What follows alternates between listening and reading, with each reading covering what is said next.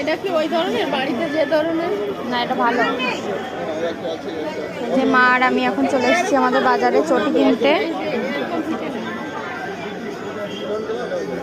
আমাদের বাজারে অনেক ধরনের চটি পাওয়া যায়।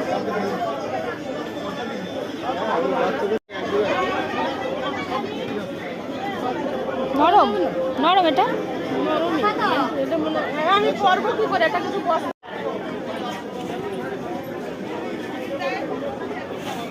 সাইজ লাগবে একটা।